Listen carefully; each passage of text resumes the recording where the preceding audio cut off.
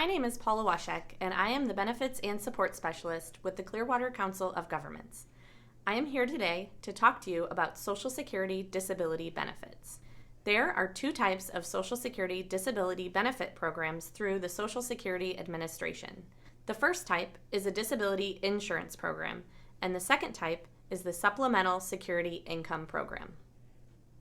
The Disability Insurance Program, also known as Title II or SSDI, is a program that pays benefits to individuals and certain family members if they've worked long enough and paid Social Security taxes.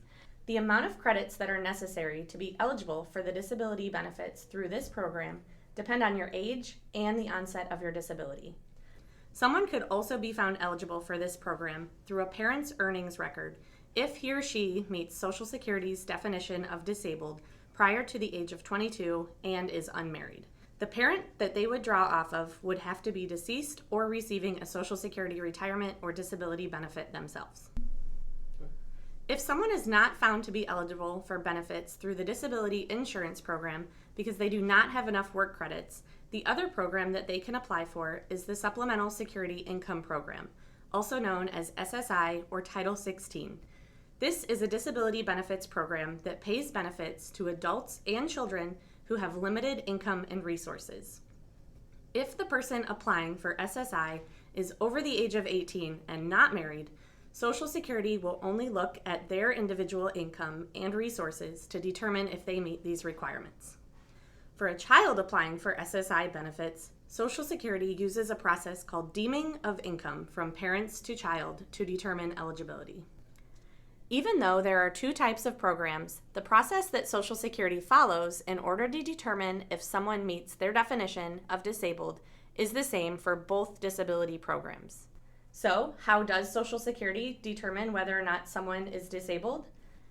For both an adult and a child, Social Security will look at whether or not there's a physical or mental condition that severely limits his or her activities.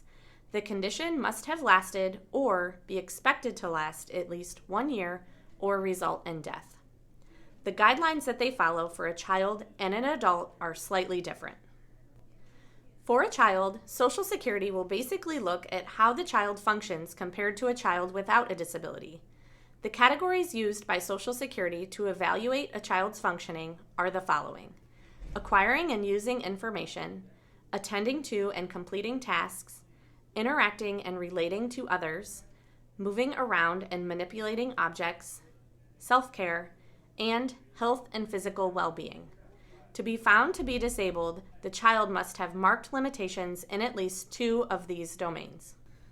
If applying for benefits as an adult over the age of 18, Social Security will look at whether or not they are able to work and earn at a level that they call Substantial Gainful Activity, or SGA. The condition must significantly limit their ability to do basic work such as lifting, standing, walking, sitting, and remembering for at least 12 months.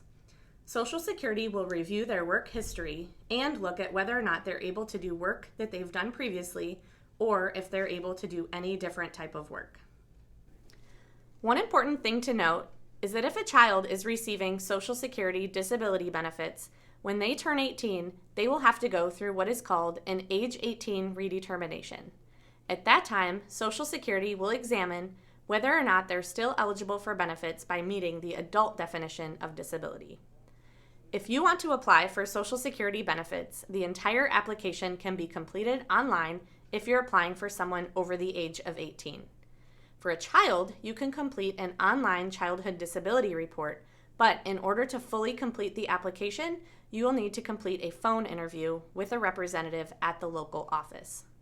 The official Social Security website is ssa.gov. When you submit an application for disability benefits, the local Social Security office will receive the application. They will review the information and prepare the file to be sent for the disability determination. Social Security uses the Opportunities for Ohioans with Disabilities, or OOD, Division of Disability Determination in Columbus in order to make the determination of whether or not the applicant meets their definition of disabled.